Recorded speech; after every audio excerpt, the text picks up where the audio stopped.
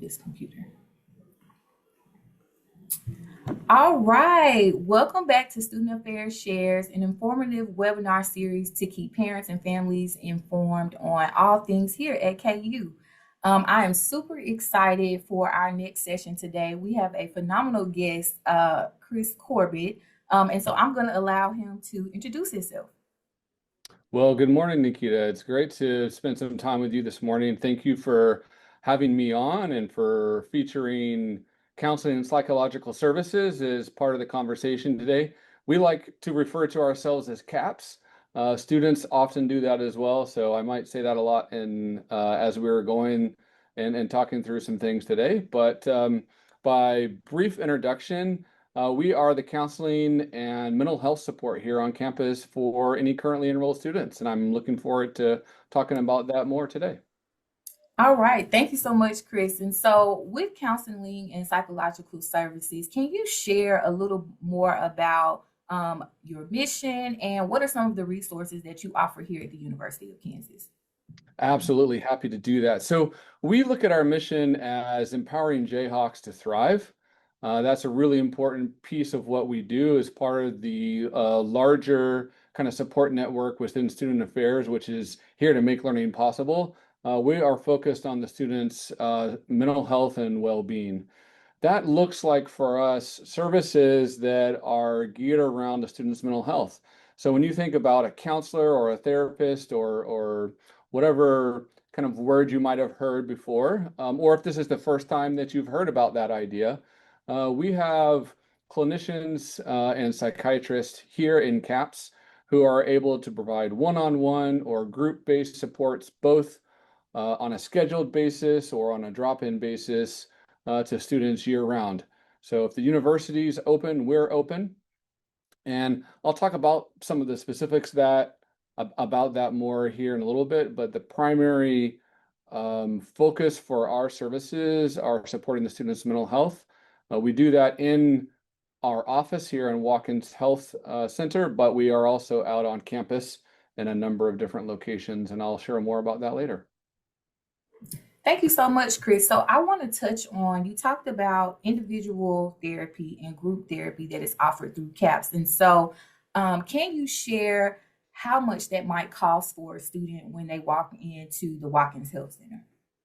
Absolutely. And I appreciate you asking about that because that is one of the most common questions that students, family members will ask us about, either at orientation or even ongoing throughout the year. That is also something that we are consistently looking at. It's really important for us that students have really reduced barriers or if possible, no barriers to access when they're wanting to reach out and talk to someone about their mental health or something related to that.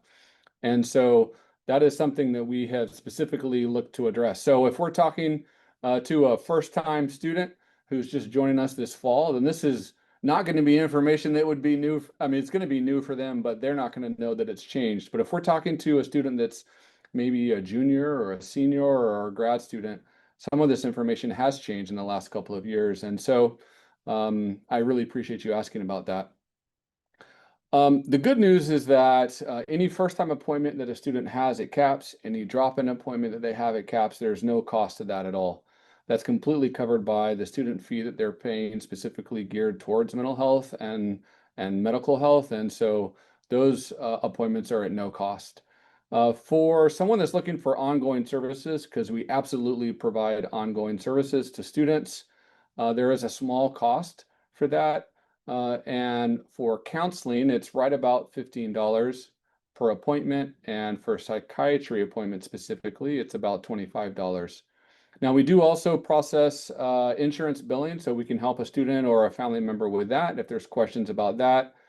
And we can also help them identify some other potential sources if those costs are a concern. But the most important thing that we want students to know is that CAPS is here for them. We want them to know that they can come in if they have something, whether that's on a drop-in basis, same day, we're here for that. There's options after hours as well for them to talk to someone. And if they want to see us on an ongoing basis, we can do that as well. Thank you so much for that. And I love how you highlighted, whether the student was an incoming freshman or if they've already been on their Jayhawk journey, how they can access what you all have to offer in CAPS. And so, outside of the clinician standpoint of coming to CAPS, so talking to a counselor or a psychiatrist, what are some other initiatives or programs that are offered through CAPS?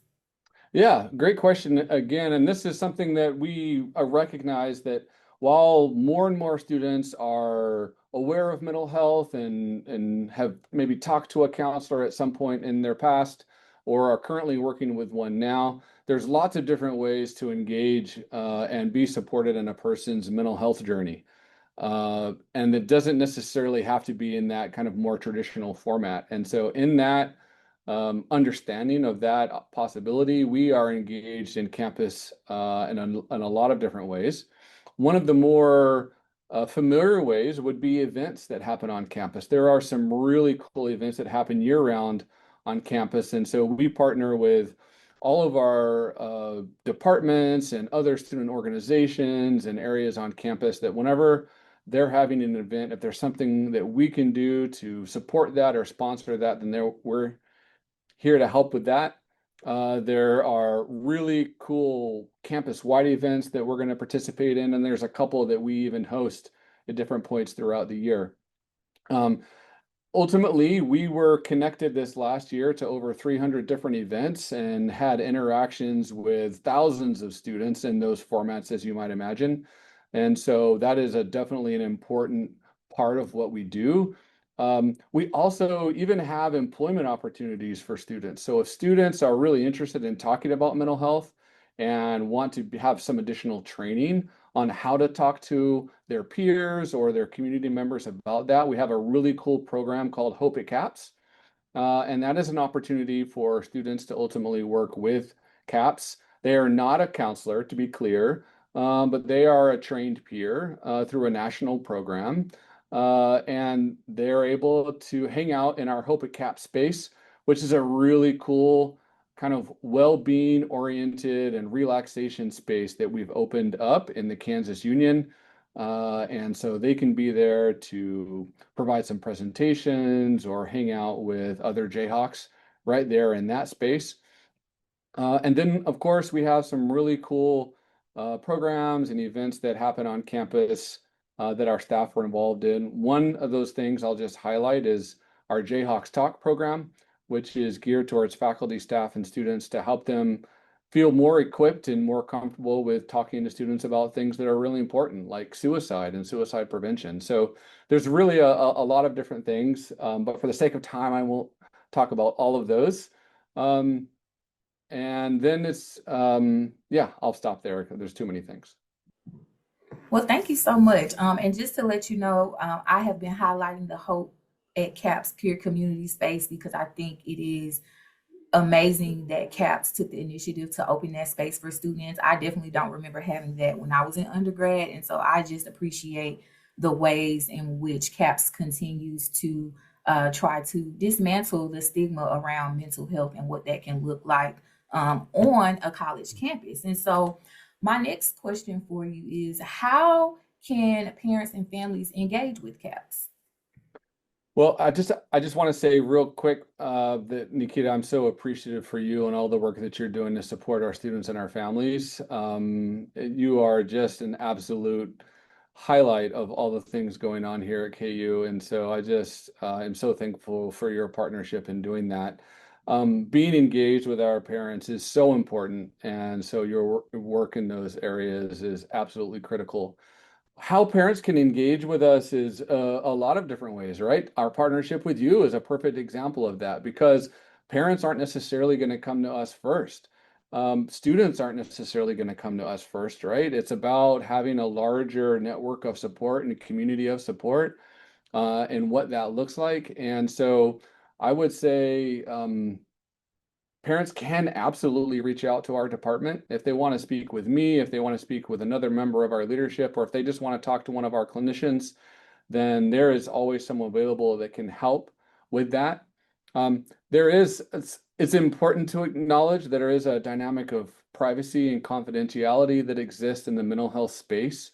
It's really similar to what that looks like in the medical health space, right? And for a lot of students and family members, this might be a thing that they're navigating for the first time because their students are recently considered adults. They've turned 18. For those that are had more than one student already in college or in higher ed, maybe this is not a thing for them and they know all about it. But there is a dynamic of privacy that we have to talk about and navigate. But it doesn't mean that we can't talk to a parent. It doesn't mean that we can't be supportive and answer any questions that might have. There just might be some details we would need to talk about first. What's most important is that I want parents and family members to know that they can reach out anytime they have questions about anything. And we will do everything we can to answer their questions. Often we find that it's just about knowing a little bit more information about what options are out there and what departments. There are absolute wealth of supports and options for students and family members here. And so often it's helping them talk through what those questions would be. We are, of course, geared most closely for services and supports on campus, but we're also very informed about what options exist off campus. And so we can definitely talk to students and to parents about what those options are off campus. So the short answer to your question is just encouraging them to reach out. If they have a question, know that they can do that over the phone. They can call us, they can email us, or they're welcome to drop by if they're on campus. We're happy to meet with them then as well. Thank you so much, Chris. And so this is a great segue when you talk about questions because I have a few Hmm. that I would love for you to answer for our parents and families. So, first question: what signs should parents watch for that might indicate that their student is struggling with mental health? It's a really good question, and it doesn't have a, an obvious answer in certain ways.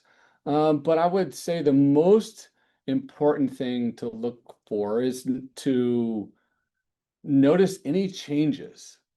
Whatever is their kind of typical operation, whether that's schedule, whether that's what they talk about doing or not doing. Think about anything that would fall in the realm of mental health and well-being more broadly. And if they communicate any changes with that, then that is a possible clue that something's going on, right? So it could not relate to their mental health at all, but it could be something like, I just haven't been feeling as hungry recently, or my appetite I've been eating a lot when I don't typically do that, or my sleep schedule has really changed. It might be more closely related. Like, my emotions have just been just different. I've been really happy, or I've been really sad, or I've been crying. The most important thing I think is looking for changes, right? Because it's really hard to say what is normal, right? It's so I think about what is typical for a student's day, for a student's schedule, for their kind of life experience. And if parents and family members are noticing they're talking about something different, of course, if they're highlighting distress, if they're highlighting increased stress, things that are directly related to mental health, then those are easier to have a sense of. If they're talking about not feeling safe, from other people or from themselves, then of course, those are things to highlight as well. And to know that there's resources and supports for all those things on campus. Um, but that easiest thing is just keeping your eye and your ears open for any sorts of things that they might highlight, or just they're feeling different or experiencing things differently than maybe they have typically. And I'm glad that you brought that up because we know that the transition into college, if we're talking about a first year student or any student, the emotions can ebb and flow. So I'm glad that you brought that up. And so in conjunction with that, and one or two, if you can offer, what are some helpful ways that families can begin to have that conversation with their student about mental well-being? Mm. Yeah, so this might be an obvious part of the answer to that, but in my years of working in the university space and working with students here at KU and other places, that means we're also working with families, right? And family cultures are so diverse. And they're particularly diverse in the realm of mental health, right? For some families, they talk about mental health all the time. It's a regular part of their conversation, and for some families, they don't, right? And that's all of those things. There's varying ranges to that and comfort level with that. But to state the obvious thing, I would encourage families to have mental health and well-being to be a regular part of their conversations, right? And if that's not a thing, then I'm going to really encourage parents and family members to think about that and think about how they might be able to start asking their students about that and incorporating that in. And if that's new, it's going to feel a little awkward and a little uncomfortable, and that's okay. You can lead and be an example for your student by talking about those things and asking about those things and acknowledging, it's okay to acknowledge, I know that we haven't talked about this a lot in the past, but this is just something that's really important. I care about you. I care about everything that's going on in your life. And so I want to ask about this too. And so I think just normalizing those conversations, if those aren't a normal part of those supports and conversations they have, is a really good place to start. Beyond that, it's just checking in with how are you feeling? How are things going? What's your stress level like? Um, I would, another way to do it, another couple of thoughts is to make sure you're asking questions in a way that promote conversation that are, we like to say, open-ended. And so what that means is don't ask try not to ask a question that results in a yes or no answer. Uh, Ask questions that promote additional conversation. How have you been feeling? What's been going on today? How is your sleep? Not, um, did you have a good day? Like that's a good start, but it can also easily lead in a yes or no. And if you do ask a yes or no question, then just say, "Oh, that's great to hear. Tell me more about that." So follow up with something that promotes additional conversation. It may seem obvious, but just the fact that you're engaged in that conversation and asking those questions communicates and demonstrates to the students that, hey, this is a thing that's okay to talk about, right? And then the last thing is just when you're having those conversations, make sure that you're doing that in a way that voices support, it voices positivity, even if it's uncomfortable, that's okay. Um, we want to create space for that and open that up so that the student knows that that's an option, that's a thing that they can talk about. Thank you for that. And I love what you said about normalizing that conversation because, as we know, there are stigmas around mental health and wellness and what that can look like. But most importantly, we know that mental health and wellness is a key component to student success on any college campus, but particularly here at the University of Kansas. So, thank you for sharing that. And so, my last question for you, which you kind of touched on everything, but I wanted to ask you what's one thing that you would want parents and families to know about supporting their students' mental health in general here at KU? Absolutely. Yeah. So beyond what we've mentioned, and to make sure that parents are tracking this, is that there are many things that are going to contribute to a student feeling a certain way about their own mental health and their success here at KU. And in life in general, right? I'm sure that our parents and family members have already experienced that with their students. No outcome is guaranteed, but support is here. Support is guaranteed. And there are always going to be options for students on what that looks like. As much as we'd like every day to be a great day, life sometimes happens. And so on those days where life maybe isn't going exactly as planned, we want parents and family members and students to make sure that they know that there are supports on campus to support a student's mental health and well-being. And so they can come to CAPS and they can talk to one of our staff or our clinicians here. We're happy to talk to them about what that looks like and what their support options are, whether that's on that day or whether that means ongoing appointments, or whether or not they want to talk to someone in the community or someone else on campus. We can talk them through all of those options. Mental health and well-being is an absolute priority here at KU. CAPS is one representation of that, but not the only one. There are many departments that are absolutely clued in on that. We are here to talk about all the things, no matter how minor or major it may feel. We here for all of that. I mentioned some of this already, but we can do that on a scheduled basis and a drop-in basis. We have staff that ultimately speak 4 different languages, and so even if English is not the preferred way to engage in support, we can explore some additional options for that. And we just want folks to know that there's supports here on campus for folks to reach out if and when that's something that they want to do. I will say just briefly that we have over 20 staff that are available to work with students and family members. We saw close to 2,000 students this last year, specifically for appointments. We provided just short of 11,000 appointments. And so we have committed resources available to students, to family and parents to consult and support to make sure that student has every opportunity to, thrive here at KU.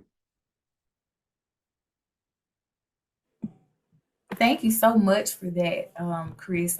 Really, really great information. And so before we wrap up, can you share where parents and families can get in contact with CAPS and all of the things? Sure. So one of the easiest ways to do that is going to be through our website, caps.ku.edu. That's going to be all the things that we've talked about today, plus a whole lot more is going to be available through our website.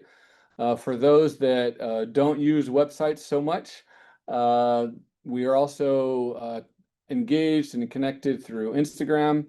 And then, of course, many of our other partners and peers on campus have some great information through their departments or their websites. We also have a phone number, so if a parent would like to call, they can call us at 785-864-2277. Those are the easiest ways to reach out to us. But of course, I mentioned earlier, whether it's during family weekend or other things coming up, then we're also happy and would love to engage and connect with family members and parents in person too. Well, thank you so much, Chris, for joining me today for Student Affairs Shares. Thank you for the important work that you're doing here at the university, and thank you for just being a leader in that way in destigmatizing mental health and wellness for our students, faculty, and staff. Join us next time on Student Affairs Shares. Thank you, Chris. Thank you very much.